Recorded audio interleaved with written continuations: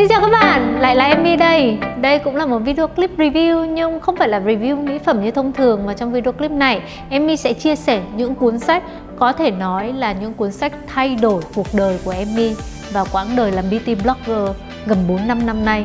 Nghe thì có vẻ rất là ghê gớm nhưng thực sự là từ những ngày bắt đầu cho đến bây giờ thì Emmy có những cuốn sách gối đầu giường, là những cuốn sách mà Emmy rất tâm đắc. Ngoài ra trong video clip này Emmy cũng sẽ chia sẻ với các bạn cách để Emmy tìm hiểu thông tin về skincare cũng như là cosmetic mỹ phẩm nói chung và làm những video clip cho các bạn hàng tuần. Chúng mình hãy cùng bắt đầu nhé. Nhưng trước hết thì hãy cho Emmy được than phiền, được ca thán một tí xíu. Bởi vì là mãi YouTube channel của Happy Skin vẫn chưa được 400.000 fan. Nên là không biết là lời thề 500.000 fan giveaway thật lớn của chúng ta sẽ đến khi nào mới có thể làm được. Nhưng mà không sao, bà Emmy có thể đợi được. Bà Emmy không cần phải là bà Tân đâu. Nhưng mà chắc chắn sẽ có một phần quà rất đặc biệt nếu chúng ta đạt 500.000 fan trong thời gian sắp tới. Biết đâu sẽ là cùng lúc với cả Emmy launch sản phẩm tiếp theo thì sao? Hãy cùng chờ nhé. Ok, thôi không dòng dài nữa, bây giờ sẽ bắt đầu video clip ngày hôm nay. Nói về cuốn sách đầu tiên và cũng là cuốn sách quan trọng nhất đối với cả Emmy cho đến thời điểm bây giờ thì vẫn là Leslie Bowman với The Skin Type Solution. Cái hay của cuốn sách này nằm ở hai chỗ. Thứ nhất đó là kiến thức cực kỳ sâu rộng. Và cũng chính vì thế mọi người có biết không, thực ra thì mọi người cứ nghĩ là cái phần chính là cái phần liên quan đến 16 loại da đúng không? Nhưng mà trước khi mà đến với cả 16 loại da, Emmy mất rất nhiều thời gian để đọc chỉ có 26 trang đầu tiên. Vì hồi đấy Emmy còn chưa biết nhiều về skincare đâu và cũng cực kỳ là dốt hóa sinh. Nên là từng dòng một, nhất là bằng tiếng Anh nữa, Emmy phải đọc rồi nghiền ngẫm để hiểu xem là thế nào là retinol, thế nào là retinoid, ở đây nói về non-prescription khác gì, tức là OTP, tức là những sản phẩm không kê đơn ấy. Rồi xong rồi còn phải hiểu xem cấu tạo của da như thế nào. Nói chung là mất khá thời gian cho những trang đầu tiên. Sau đó thì mới đến những trang tiếp theo. Và thậm chí là trong những trang tiếp theo ấy, trước khi mà đến về một cái liệu trình chi tiết mà tiến sĩ Leslie Bowman kê đơn bốc thuốc cho người đọc thì còn phải một đống những kiến thức nào là inflammation. Hồi đấy còn chả hiểu inflammation là gì. Nên ý là Emmy nghĩ rằng là đọc cái cuốn sách này xong các bạn sẽ có rất nhiều những kiến thức bao quát cũng như là cụ thể chi tiết về chuyện là chăm sóc da, cũng như rất là nhiều những thuật ngữ về da và chăm sóc da. Nhưng mà again Emmy phải nói lại là các bạn ấy, nếu mà lượng sức mình thì đọc tiếng Việt đi, bởi vì là tiếng Việt thì dễ thở hơn rất là nhiều.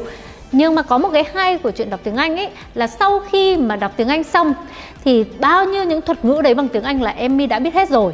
Khả năng tìm kiếm thông tin cũng như là chọn lọc thông tin bằng tiếng Anh của Emmy là khá lên vô cùng, vì đã biết hết rồi. Retinol, inflammation, rồi pigmentation, mọi thứ là biết hết rồi. Nên là về sau toàn đọc báo bằng tiếng Anh thôi. Điểm thú vị thứ hai của cuốn sách này đó chính là hệ thống chia ra 16 loại da so với cả 4 loại da thông thường mà chúng ta được biết đến. Emmy bị ảnh hưởng bởi hệ thống này cho đến mức độ là bây giờ ấy, trong Skin Test trên mobile app của Happy Skin ấy, thì vẫn chia ra là 16 loại da. Tuy nhiên hồi ngày xưa thì Emmy cũng hơi máy móc đúng không? Trong này bà có tính ra là đến 60 mấy 70 câu hỏi. Thì hồi đấy là Emmy có rút ngắn đi mấy chăng nữa thì vẫn giữ lại khoảng tầm 50 mấy câu hỏi. Mà thực sự là Emmy vẫn thấy dài. Cho đến bây giờ nếu mà ai làm bài Skin Test ở trên Happy Skin mobile app ấy, thì thấy là chỉ có 10 mấy câu hỏi thôi. Và với 10 mấy câu hỏi đấy là chúng ta cũng đã có thể phân loại da của chúng ta một cách chi tiết và được hướng dẫn chăm sóc như thế nào tốt hơn rồi. Có hai điểm lưu ý và cũng là hai điểm mà Emmy không đồng tình lắm trong cuốn sách này. Và nhất là đối với cả những bạn nào mà theo trường phái dưỡng da kiểu Hàn Quốc với Nhật Bản ấy, thì các bạn cũng sẽ cảm thấy là không đồng tình lắm. Cái thứ nhất ấy là cách dưỡng da của tiến sĩ Leslie Bowman rất là theo phương Tây. Theo phương Tây đến mức độ tức là thường thì bà sẽ không tập trung nhiều lắm vào những sản phẩm mà được gọi là dưỡng ẩm đâu. Vì người châu Á của chúng ta thì quan trọng chuyện dưỡng ẩm đúng không? Không phải dưỡng ẩm layer luôn, là toner cũng quan trọng, là toner dưỡng ẩm này, xong rồi kem dưỡng mỏng nhẹ nọ kia này. Nhưng mà cái này ấy thì rất là theo kiểu phương Tây nha. Và thậm chí theo kiểu phương Tây đến mức độ là bà có nói rằng là nếu mà là da dầu ấy, thì khỏi cần phải dùng kem dưỡng. Cái đấy thì chắc chắn là nhiều bạn mà châu Á thì sẽ không đồng tình lắm đâu, bởi vì là đấy là hai phong cách dưỡng da hoàn toàn khác nhau. Và có một điểm thứ hai nữa mà Emmy cũng muốn giải thích chi tiết cho các bạn trong trường hợp nếu mà bạn có đọc cuốn sách này, đó là khi mà sử dụng retinol ấy, thì thường Leslie Bowman hay để là bước cuối cùng trong chu trình chăm sóc da. Và hồi đấy thì Emmy cũng không hiểu tại sao. Nhưng mà thực ra ấy, thì sau này khi mà tìm hiểu chi tiết thì em mới tự mình tìm được một lời lý giải cho việc là tại sao bà lại để là cái bước cuối cùng trong chăm sóc da. Cơ bản là retinol cũng là một loại vitamin, và thường ý, nếu mà vitamin A chúng ta cũng nên sử dụng ở trong những bước đầu tiên vì nó cũng cần độ pH thấp. Tuy nhiên nếu mà làn da của chúng ta phải đủ khỏe thì sẽ phát huy tác dụng rất là tốt. Còn nếu mà da của chúng ta mà không đủ khỏe thì tốt nhất là dùng sau khi đã layer nhiều bước, thì lúc đấy sẽ hạn chế được việc là kích ứng. Ngoài ra nếu mà bạn sử dụng một bước cuối cùng ấy, thì trước đó bạn có bước dưỡng bao nhiêu bước xong rồi bạn cũng cứ chạy lăng quăng khắp nhà cũng không sao cả. Và đến lúc mà chúng ta chuẩn bị đi ngủ ấy, thì chúng ta bôi retinol lên, xong rồi chúng ta không tiếp xúc với ánh sáng và chúng ta đi ngủ thì sẽ phát huy tốt nhất tác dụng của vitamin A. Còn nếu mà tiếp xúc với cả ánh sáng thì thường ý, là retinol cũng sẽ bị giảm một chút xíu, ví dụ như là từ 100% thì xuống còn khoảng tầm 80% tác dụng của nó thôi. Nói chung ấy, nếu mà ai mà muốn đọc cuốn sách này thì em cũng highly recommend. Tuy nhiên là các bạn cũng đọc để mà tham khảo thôi nhá, bởi vì là có rất nhiều sản phẩm ở trong cuốn sách này bây giờ là đã discontinue rồi, nên là các bạn không thể tìm mua được đâu. Nhưng mà chúng ta hiểu cơ bản, nguyên tắc và cơ chế để dưỡng da cho từng loại da thôi. Cuốn sách thứ hai cũng là cuốn sách mà Emmy đã nhắc đến từ những video clip đầu tiên khi làm ở trên YouTube của Happy Skin. Đó chính là cuốn sách của bà Chizu Saeki, có tên tiếng Anh đó là The Japanese Skin Care Revolution. Tiếng Việt đây các bạn có thể nhìn thấy nó chính là Thánh kinh dưỡng da. Thực sự Emmy không có thích cái tên này một chút xíu nào cả, bởi vì là Emmy cảm thấy là nó hơi bị exaggerate, tức là hơi bị nói thậm sưng quá mức ấy. Nhưng mà thôi Emmy hiểu rằng là đôi khi cũng phải thế thì mới bán được sách, nên thôi chúng mình cứ nói tên tiếng Anh nhé, là The Japanese Skin Care Revolution. Thực sự đối với cả Emmy đây là một cuốn sách mà rất là thân thuộc, bởi vì là Emmy đã từng bỏ ra 6 tháng học về skin care, tức là học về chăm sóc da chuyên nghiệp, massage, rồi tất cả những cái kỹ thuật và sử dụng máy móc cũng như là kiến thức về chăm sóc da. Thì khi mà Emmy đọc cuốn sách này của bà Chizu Saeki, Emmy thấy thân quen vô cùng, bởi vì cuốn sách này thì tập trung nhiều về những thao tác về kỹ thuật massage cũng như là một số những cái mẹo để dưỡng da như thế nào cho thật hiệu quả mà không tốn kém và có thể làm ở nhà được. Và những kỹ thuật, những thao tác đấy rất giống với những gì Emmy đã từng được học ở trường, bởi vì là cái trường mà Emmy học cũng là liên kết với Nhật Bản mà, nên là kỹ thuật khá là giống nhau. Khi mà đọc cuốn sách này thì Emmy không cảm thấy có bất kỳ khó khăn nào trong chuyện là làm theo những động tác của bà Chizu Saeki. Thậm chí là sau khi mà đọc xong cuốn sách này, Emmy hay đối chiếu với những gì mà Emmy đã được học ở trên trường, và từ đó thì Emmy sẽ tự nghiệm ra xem là cách nào sẽ là cái cách hiệu quả nhất. Đôi khi có thể biến báo một chút xíu so với bà Chizu Saeki, không sao cả nếu chúng ta đã hiểu được nguyên tắc và những nguyên lý đằng sau nó. Emmy sẽ so sánh một chút xíu phiên bản tiếng Anh và phiên bản tiếng Việt. Rất xin lỗi các bạn là bởi vì phiên bản tiếng Anh thì Emmy đã làm mất, không biết bằng cách nào đó Emmy đã làm mất rồi, nên là bây giờ chỉ còn giữ lại được phiên bản tiếng Việt này thôi. Thực sự là cũng giống như là cuốn sách của Leslie Bowman thì Emmy gợi ý là đối với cả những ai mà không thành thạo lắm về kỹ thuật massage và không thành thạo lắm về tiếng Anh thì các bạn nên đọc tiếng Việt, bởi vì sẽ dễ dàng để follow và dễ dàng để hiểu hơn rất nhiều. Tuy nhiên bản thân Emmy thì Emmy lại thích phiên bản tiếng Anh. Vì sao? Vì thứ nhất là bìa sách rất khác nhau. Nếu bìa sách của phiên bản tiếng Anh ấy, các bạn sẽ thấy là một cô Chizu Saeki rất thân quen, rất friendly và thanh tao nhẹ nhàng.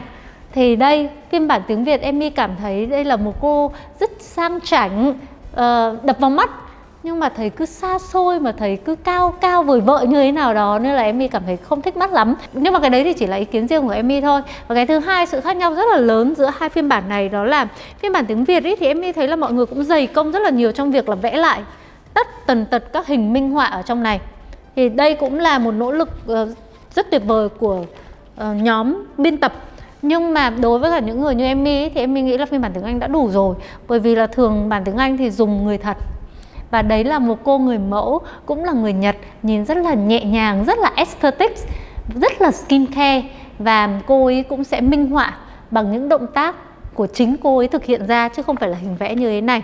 Có một điểm hay hơn của phiên bản tiếng Việt so với tiếng Anh, đó là trong này ấy, chắc là vì team biên tập là người Việt Nam mà, nên là rất là insightful, hiểu được là làm như thế nào để mà giúp ích nhất cho người đọc. Nên là từng hình vẽ, từng thao tác được mô tả cực kỳ chi tiết và rõ ràng.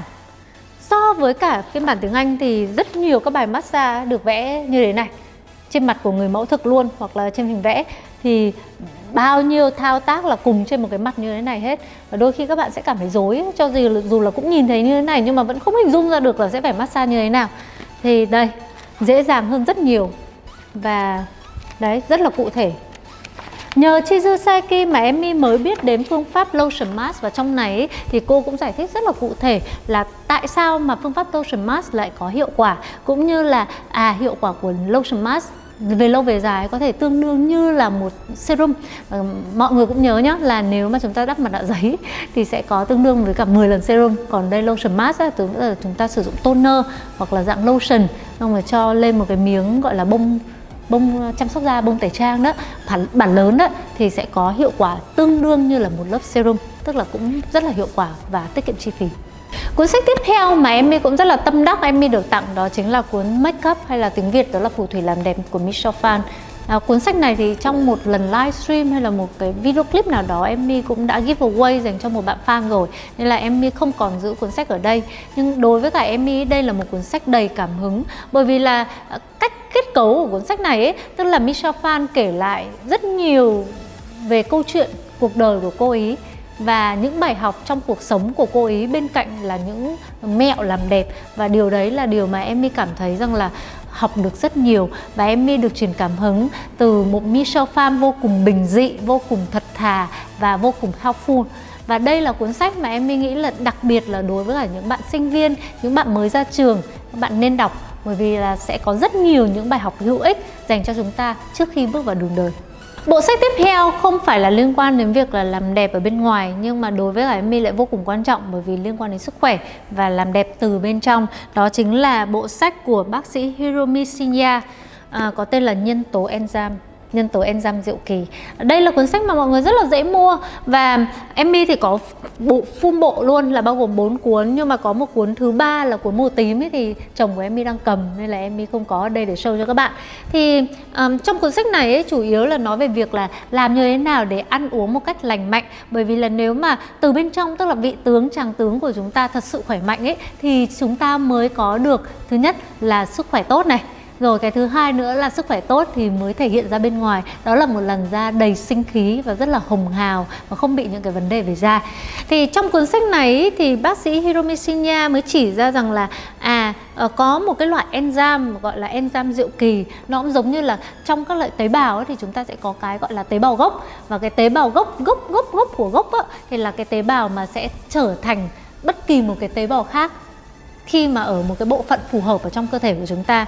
Thì enzyme diệu kỳ cũng là thế, tức là một cái loại enzyme mà khi mà nó đi vào một cái bộ phận nào đó thì nó sẽ trở thành cái loại enzyme với cái chức năng cụ thể ở bộ phận đó.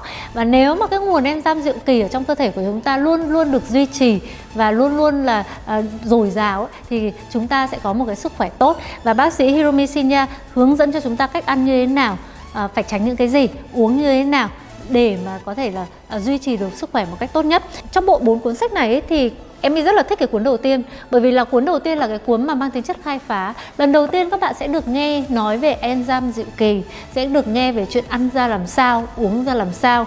Tuy là cách viết của bác sĩ Hiromi Shinya thì đôi khi nó hơi dài dòng, đôi khi Emmy đọc thấy cũng hơi bị luẩn quẩn, lặp ý, nhưng mà cơ bản là chúng ta chọn lọc lại ấy, thì chúng ta sẽ thấy có rất là nhiều thứ hay ho. Cuốn thực hành này Emmy nghĩ là các bạn có thể skip qua được, bởi vì là không hiểu sao Emmy thấy nó rất giống cuốn đầu tiên. Chắc là bởi vì nó là thực hành của cuốn đầu tiên, nên là rất nhiều thứ được lặp lại, đọc hơi buồn ngủ một tí xíu. Cuốn tiếp theo mà Emmy cũng rất là thích là cuốn mà chồng Emmy đang dùng, đó là cuốn về trẻ hóa. Cơ bản là bây giờ già rồi nên là khi mà Emmy đọc cuốn sách đấy thì Emmy thấy là có nhiều mẹo hay ho và nhiều kiến thức hay ho liên quan đến chuyện là làm như thế nào chúng ta không bị lão hóa sớm, đặc biệt là với cuộc sống mà đầy stress và cách ăn uống vô tội vạ như bây giờ. Và cuốn cuối cùng Emmy cũng rất là thích, đó là cuốn minh họa.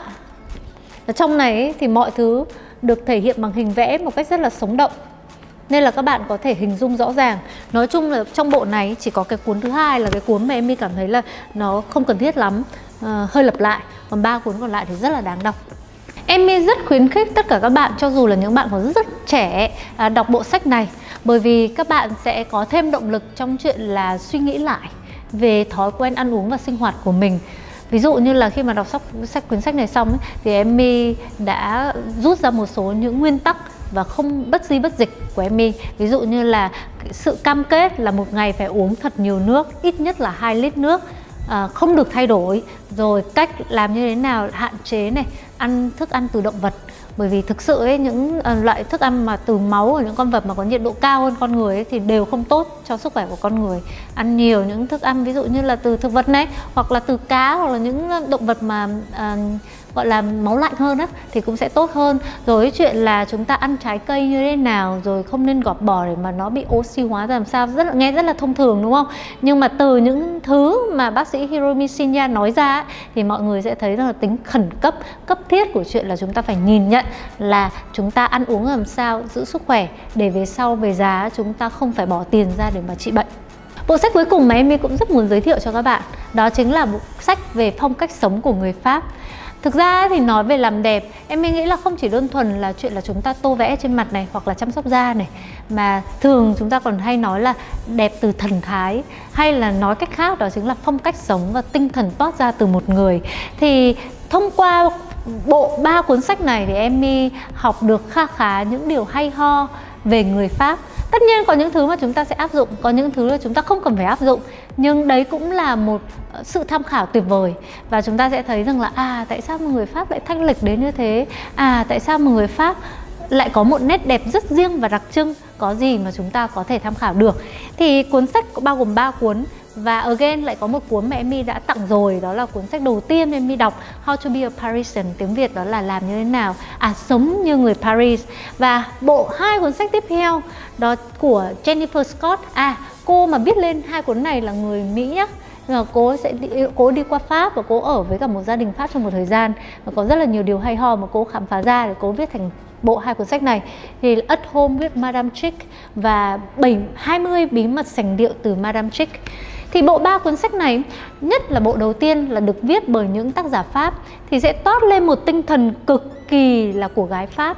Một vẻ đẹp thanh lịch không cầu kỳ mà chúng ta hay gọi là effortless. Tức là người Pháp sẽ không bao giờ mà mặc đồ bèo nhún quá nhiều, hoặc là phải chú ý đến từng chi tiết hoàn hảo, từng chi tiết.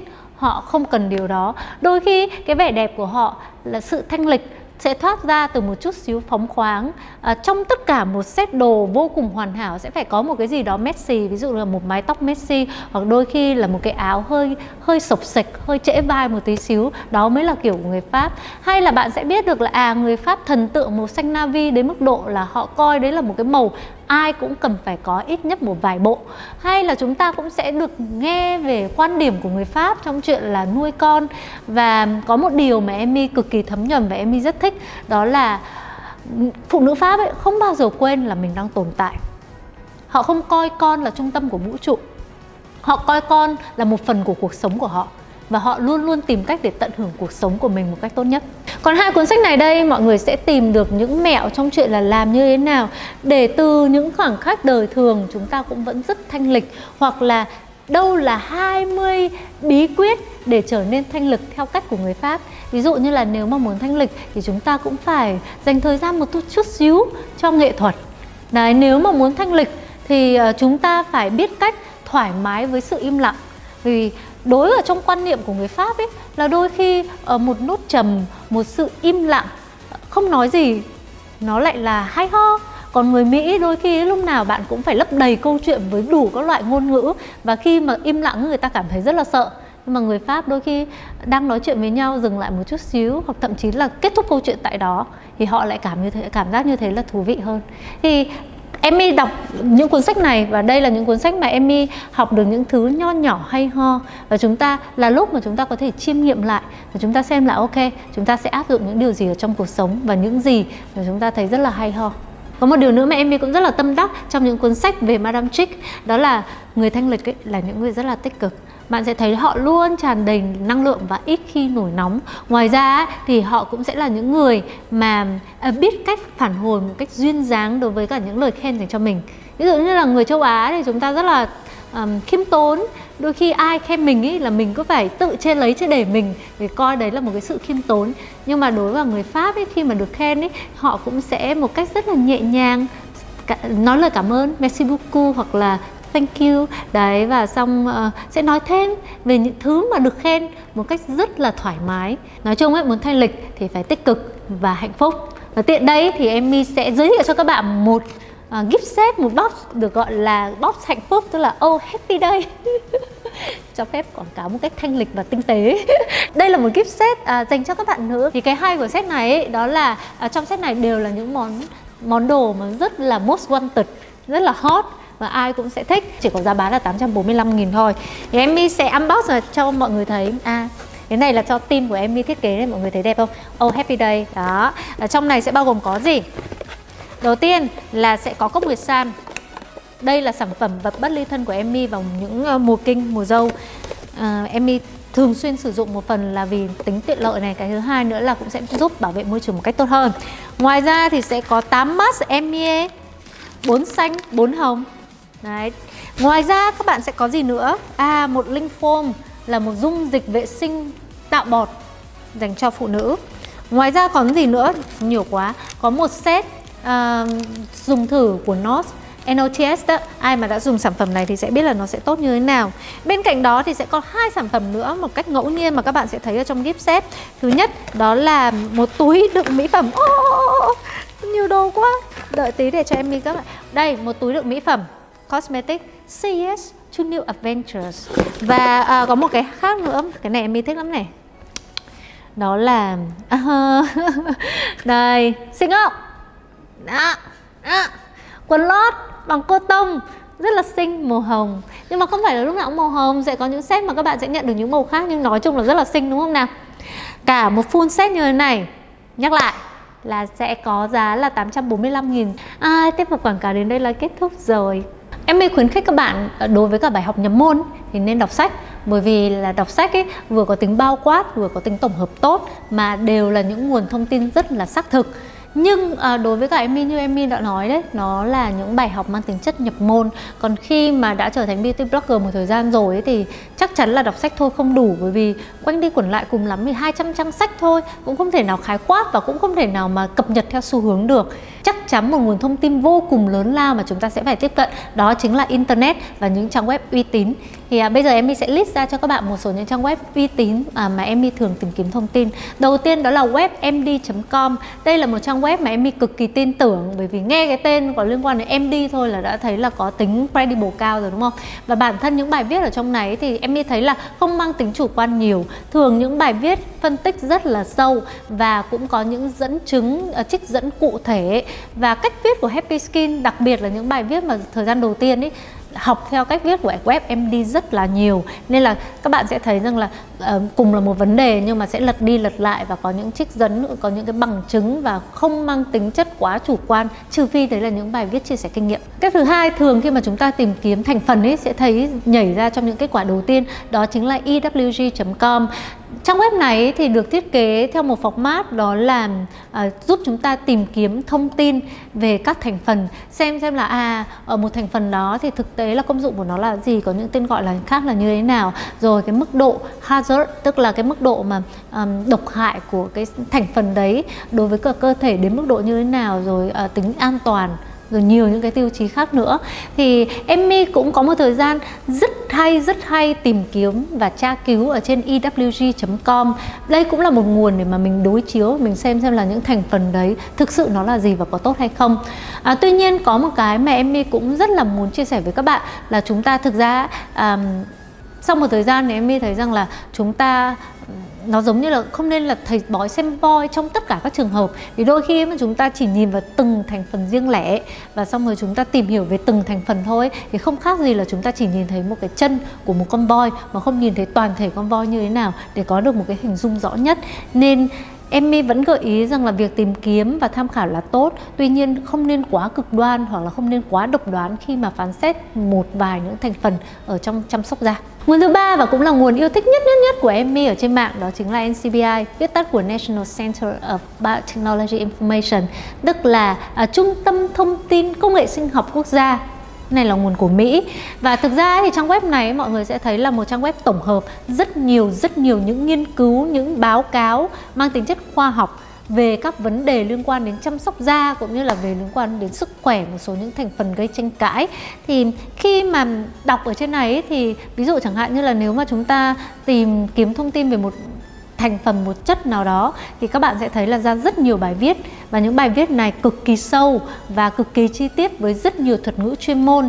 Đây không phải là một trang web dành cho những bạn lười hoặc là chúng ta chỉ muốn tìm hiểu nhanh, vì cơ bản là để đọc xong một cái bài viết ở trong đó ấy, thì đến Emmy cũng cảm thấy là đôi khi phải đọc lướt lướt và tập trung vào một số những phần thôi, và phải cố gắng có đủ kiến thức thì chúng ta mới hiểu được là những nghiên cứu hoặc là những cái kiểm nghiệm hoặc là những cái test đó đang nói về vấn đề gì. Nhưng khi đọc nguồn này thì Emmy cảm thấy là cái mức độ chính xác và yên tâm lên đến 100%, và chúng ta sẽ có cảm giác là những thứ mà chúng ta biết ấy là nó có sách mách có chứng. Tất nhiên ngoài những nguồn chính thống thì cũng sẽ có những blog, những channel của các beauty blogger uy tín trong và ngoài nước mà các bạn cũng có thể tham khảo. Đây là list mà Emmy thường xuyên tham khảo. Đầu tiên đó là furybread.com của Thúy Võ. Thực sự thì Thúy viết bài rất có tâm, và Thúy là một người có kiến thức tốt nên là thường một bài viết thì vô cùng chặt chẽ, và bản thân Emmy học được khá là nhiều khi mà tham khảo những bài viết của Thúy. Và thường ấy thì Emmy rất hay ngóng chờ những blog mới của Thúy, và sau khi đọc xong ấy, thì Emmy cũng sẽ nghiền ngẫm lại, mình cũng sẽ đối chiếu với những gì mình biết và mình cũng sẽ tìm hiểu mở rộng thêm trên những chủ đề mà Thúy nói. Channel thứ hai mà Emmy cũng rất yêu thích, cũng mới gần đây thôi, là của chị Trần Hà My, đó là Girlbossable. Thì chị My rất là hay viết về những chủ đề liên quan đến health and fitness, về sức khỏe này, rồi về chuyện là ăn uống như thế nào này, tập thể dục ra làm sao. Và nếu mà ai đã từng gặp chị My ở ngoài đời rồi nhìn thấy body của chị Hà My thôi thì cũng sẽ ngay lập tức là đã cảm thấy rất là tin tưởng để mà nghe theo những lời khuyên của chị Hà My rồi. Còn ở nước ngoài thì thường Emmy sẽ tham khảo một số những nguồn sau. Liên quan đến skincare thì Emmy thích channel của Beauty Within. Thực ra thì trong Beauty Within cũng sẽ có nhiều hơn một host. Sorry, Emmy không nhớ được tên của các bạn host. Nhưng mà cái mà Emmy thích của Beauty Within ấy là một sự tổng hợp và mixture combo giữa chuyện là có kiến thức này, khi mà các bạn đề cập đến các vấn đề để các bạn cũng đề cập khá là một cách bài bản và có khoa học và có dẫn chứng cụ thể. Bên cạnh đó thì cũng có những video clip chia sẻ về kinh nghiệm, rồi những hướng dẫn một số những liệu trình hoặc là review một số những sản phẩm hot. Thì đây là một channel mà Emmy cảm thấy là đủ tin tưởng để có thể follow và theo dõi. Còn bên cạnh đó thì thường Emmy hay lên YouTube để xem các clip về fitness nhiều hơn, và Emmy sẽ học theo những clip đó. Cụ thể nhất là 3 channel mà Emmy rất thích. Thứ nhất đó là Pop Sugar Fitness, thứ hai đó là Bowflex, và thứ ba nữa là của Chloe Ting. Channel thứ ba là channel mà mọi người sẽ thấy rằng là đúng là hơi hướng của một channel cá nhân mà, nên là về mặt kỹ thuật quay rồi về mặt hình ảnh thì rõ ràng là không được đầu tư bài bản như hai channel đầu tiên là như kiểu channel về magazine.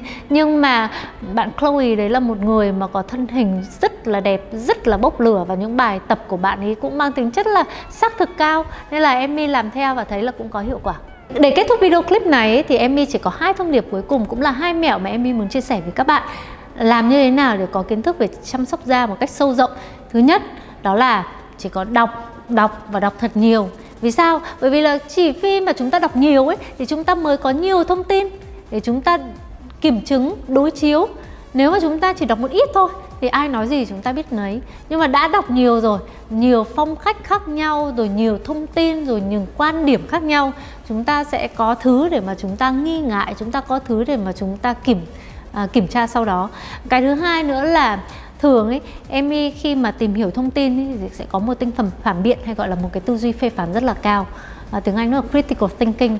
Bởi vì nếu mà chúng ta quá dễ dãi trong việc là tìm kiếm thông tin ấy, chúng ta thấy bất kỳ một thông tin nào ở trên mạng, thậm chí là thông tin của Happy Skin cũng thế, các bạn có thể tin tưởng được nhưng mà cũng đừng có hoàn toàn tin 100%. Chúng ta vẫn phải đôi chút nghi ngờ một tí xíu, hoặc là nếu mà bạn là một người mà có đủ kiến thức ấy, thì các bạn sẽ cảm thấy là đôi khi có những thứ mà nó khác so với những gì mà chúng ta biết trước đó, thì cũng đừng dễ dàng mà chấp nhận những kiến thức mới. Bất kỳ một kiến thức mới nào đến với chúng ta phải có một chút xíu nghi ngờ và phải có đặt ngay câu hỏi: ủa tại sao lại thế? Cái này là như thế nào nhỉ? Nếu thực sự cái vấn đề này người khác có nghĩ như vậy hay không? Và thường những lúc đấy là những lúc mà Emmy sẽ Google hoặc là kiểm tra lại những cuốn sách mà Emmy đã đọc ở trước đó. Và Emmy cố gắng tìm cho ra lời giải đáp đầy đủ và chính xác nhất. Đến lúc đó thì Emmy mới chấp nhận cái kiến thức mới đấy. Và đôi khi cái kiến thức đấy lúc đấy đã là của mình rồi, bởi vì nó không còn 100% giống như là bản gốc lúc ban đầu nữa. Ví dụ nhé, nếu mà bạn đọc một hai cuốn sách như là của Bobbi Brown hoặc là cuốn sách Make Up của Michelle Phan, sẽ thấy nói rằng là nên sử dụng kem chống nắng trước khi mà dưỡng da. Bạn sẽ thấy nếu mà bạn là người mà đã đọc nhiều kiến thức ở những chỗ khác ấy, bạn sẽ ngay lập tức bạn sẽ cảm thấy là thắc mắc, ủa tại sao mà lại dùng kem chống nắng trước dưỡng da? Thế này thì hóa ra là Bobbi Brown với cả Michelle Phan không có kiến thức à? Nhưng mà thực ra nếu mà chúng ta tìm hiểu hơn ấy, thì chúng ta sẽ có được lời giải thích chính xác nhất. Bởi vì là quan điểm đó dựa trên việc là sử dụng những sản phẩm kem chống nắng hóa học. Và cơ bản là kem chống nắng hóa học là kem chống nắng mà cần phải thấm vào trong da, sau đó sẽ trung hòa gốc tự do khi mà tác dụng vào trong da của chúng ta. Thì nếu mà theo cách dùng như thế, với những sản phẩm như thế thì chúng ta tốt nhất là dùng trong những bước đầu tiên của chăm sóc da thì cũng đúng thôi. Nhưng gần đây thì hầu như là các kem chống nắng của chúng ta rất là muôn hình vạn trạng. Và không chỉ đơn thuần là kem chống nắng hóa học không, mà có nhiều cái còn là kem chống nắng vật lý này, tức là bắt buộc là phải ở lớp ngoài cùng, ở trên bề mặt của da, hoặc thậm chí là mix giữa kem chống nắng hóa học và vật lý. Thì trong những trường hợp đó, rõ ràng là kem chống nắng nên sử dụng như là bước sau cùng trong quy trình chăm sóc da của chúng ta. Đó, đơn giản vậy thôi. Đối với cả Emmy thì chắc chắn là list những cuốn sách gối đầu giường sẽ còn kéo dài nữa, bởi vì Emmy cũng đã đặt ra target cho mình là mỗi năm sẽ phải đọc thêm được một vài cuốn sách mới. Và bản thân như là cách đây hơn một năm Emmy cũng đã từng chia sẻ với mọi người là Emmy cũng đang viết sách. Và đấy cũng là một quá trình để Emmy tổng hợp lại kiến thức theo nhiều nguồn khác nhau, kiến thức của bản thân cũng như là chiêm nghiệm lại những gì mà mình trải qua. Và Emmy cũng rất hy vọng là cuốn sách của Emmy sẽ không bị delay nữa và sẽ được phát hành trong năm nay, nên là mọi người chờ đón nhé. Và trong lúc đó thì đừng quên là hãy like, subscribe YouTube channel của Happy Skin và hẹn gặp lại trong những video clip tiếp theo. Bye bye.